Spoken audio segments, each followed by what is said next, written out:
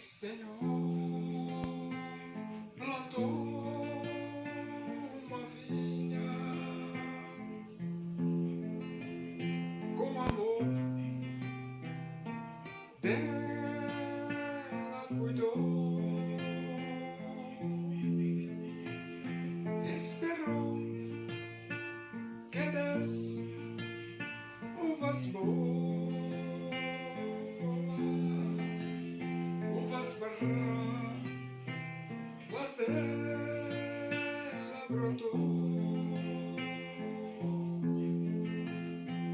Que mais podia eu fazer?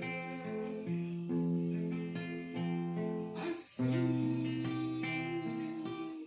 perguntou o Senhor. Tudo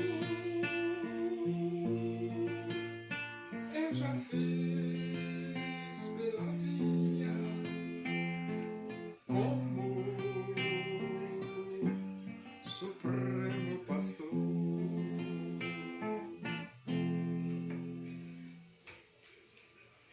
Vamos abrir a Bíblia Sagrada no livro dos Atos dos Apóstolos.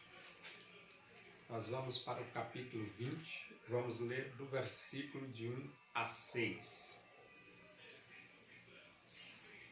Assim diz as Escrituras Sagradas, a palavra de Deus. Cessado o tumulto, Paulo mandou chamar os discípulos e, tendo-os confortado, despediu-se e partiu para a Macedônia. Havendo atravessado aquelas terras, fortalecendo os discípulos com muitas exortações, dirigiu-se para a Grécia, onde se demorou 3 meses. Tendo havido uma conspiração por parte dos judeus contra ele, quando estava para embarcar rumo à Síria, determinou voltar pela Macedônia. Acompanharam-no até a Ásia Sópatro de Bereia, filho de Pirro, Aristarco e Secundo de Tessalônica, Gaio de Derbe e Timóteo, bem como Tíquico e Trófimo, da Ásia. Estes nos precederam, esperando-nos em Troas. Depois dos dias dos pães asmos, navegamos de Filipos, e em 5 dias fomos ter com eles naquele porto, onde passamos uma semana.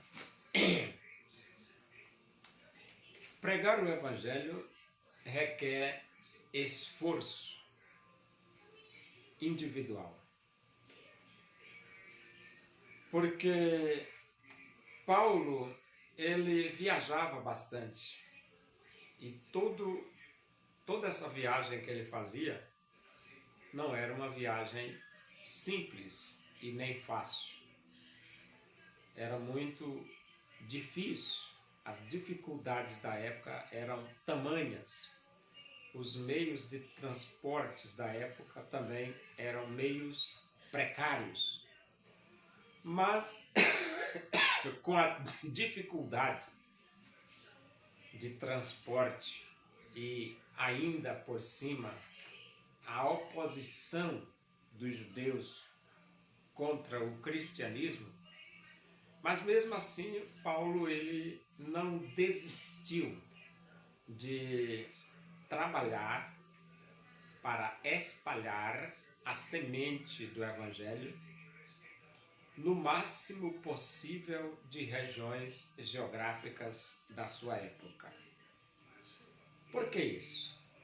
Porque Jesus deixou bem cravado na mente dos discípulos que eles deveriam recebereis poder ao descer sobre vós o Espírito Santo e sereis minhas testemunhas, tanto em Jerusalém, como em toda a Judéia e Samaria e até aos confins da terra. Por que o Evangelho deve ser pregado até aos confins da terra? Por que o Evangelho deve ser pregado de norte a sul e de leste a oeste do hemisfério terrestre? A razão é que quando Jesus morreu na cruz, ele morreu por todos os moradores do planeta, dando uma nova oportunidade de reconciliação com Deus. E então a Bíblia diz: como ouvirão se não há quem pregue? E como pregarão se não forem enviados? Então os moradores do planeta, eles precisam ouvir que só Jesus Cristo salva. Eles precisam ouvir que Jesus é o caminho e a verdade e a vida. Ninguém vem ao Pai senão por Jesus.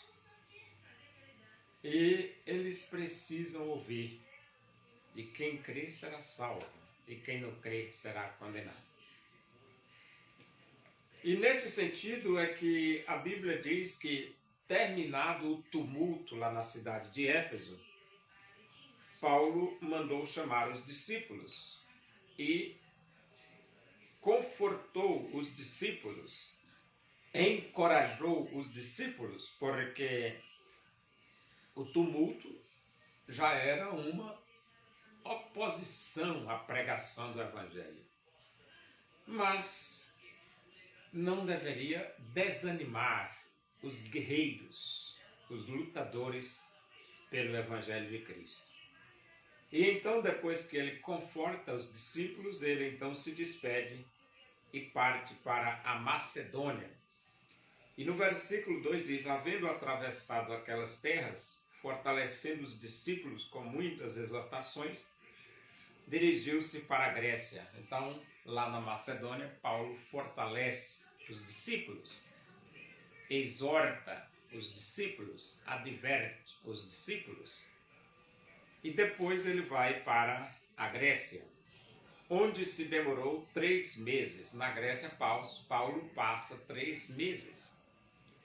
Naturalmente que 3 meses do apóstolo Paulo em uma região são 3 meses de intensa atividade de pregação do Evangelho para os moradores desta região.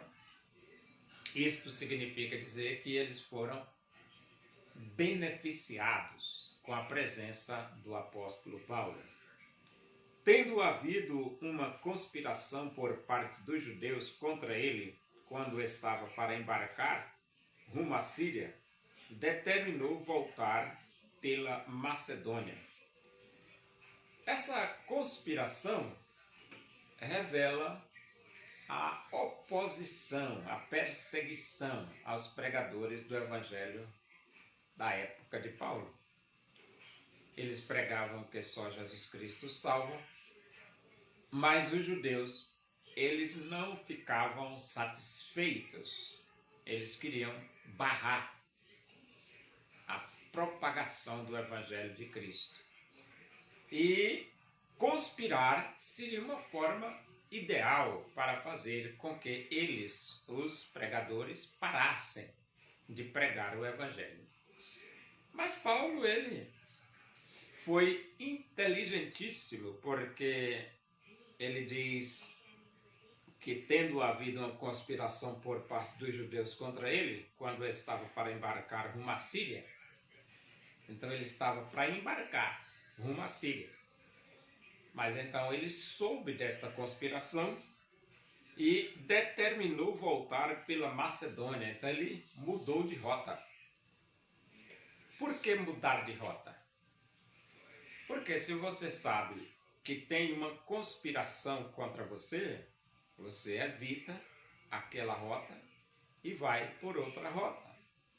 E naturalmente os adversários, eles não tiveram informação da mudança de rota. E então a conspiração perdeu sentido, porque Paulo não foi por onde eles imaginavam que Paulo fosse. E no versículo 4 diz: acompanharam-no até a Ásia Sópatro de Bereia, filho de Pio, Aristarco e Secundo, aqui as pessoas que acompanharam Paulo na pregação do Evangelho, de Tessalônica, né? E Secundo de Tessalônica, Gaio de Derbe, Timóteo, bem como Tíquico e Trófimo da Ásia. Estes nos precederam esperando-nos em Troade. Então você veja aí que a equipe que trabalhava junto com o apóstolo Paulo era uma equipe significativa, né? Muito significativa.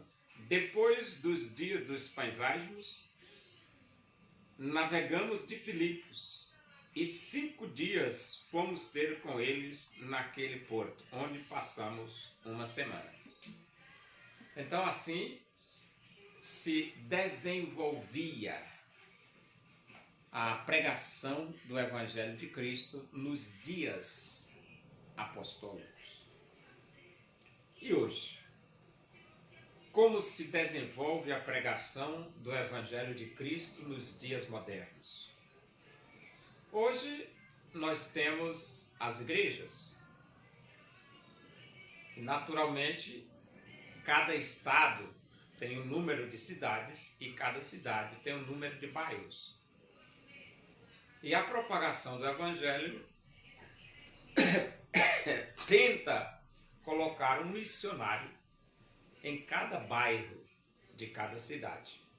E aí você já sabe que é muito missionário para poder suprir a necessidade de uma população de 220 milhões de brasileiros. Mas as igrejas, elas têm a Junta de Missões Nacionais, que recebe a oferta diretamente das igrejas para sair distribuindo missionários nesses pontos específicos onde a pregação ainda não foi estabelecida, não foi feita. E assim é que os batistas evangelizam o Brasil, através dos missionários da Junta de Missões Nacionais. E o mundo? Porque a Bíblia diz: ide por todo o mundo. Como ficaria a questão da evangelização do mundo, ou seja, fora do Brasil? Foi criada a Junta de Missões Mundiais. E então a Junta de Missões Mundiais, ela manda missionário para, pelo menos o objetivo é mandar para todos os países do planeta. Mas você sabe que não é fácil, né? Porque tem países que não toleram a presença de pregadores do Evangelho.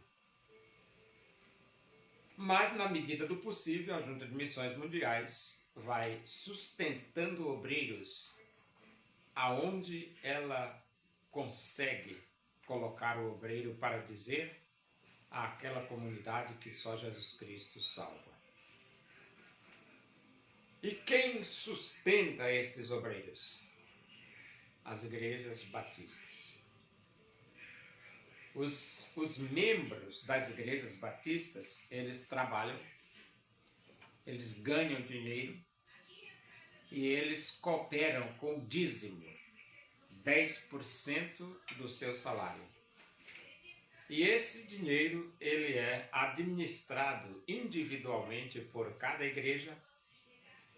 E nessa administração ele tira uma parte desse dinheiro e envia para a Junta de Missões Mundiais, que estabeleceu um dia em que você prepara a igreja e naquele dia cada um leva a sua oferta.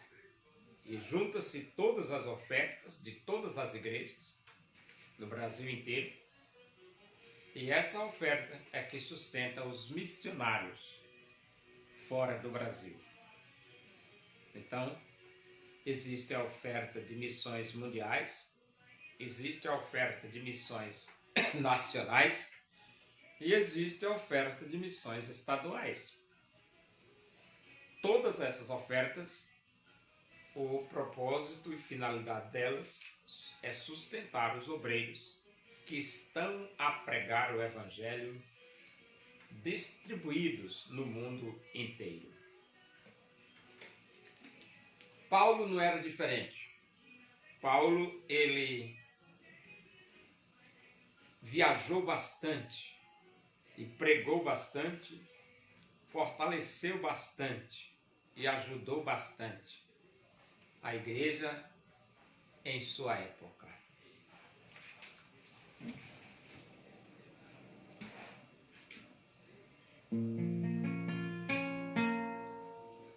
Muitos tinham dinheiro para Jesus ofertar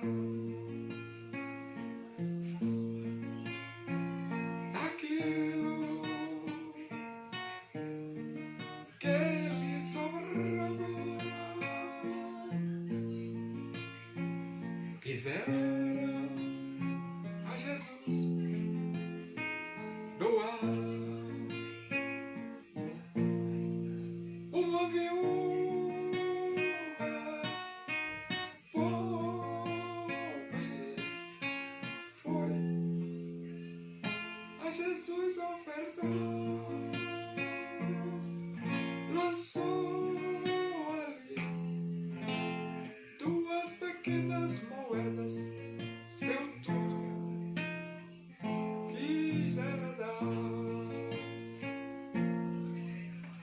Oremos. Agradecemos a Deus por esse momento na tua presença e que o amor de Deus, a graça de nosso Senhor Jesus Cristo, a comunhão e a consolação do Espírito de Deus seja com todos nós aqui, com todo o teu povo em toda a face da terra, hoje e para sempre. Amém. Boa noite. Que Deus vos abençoe.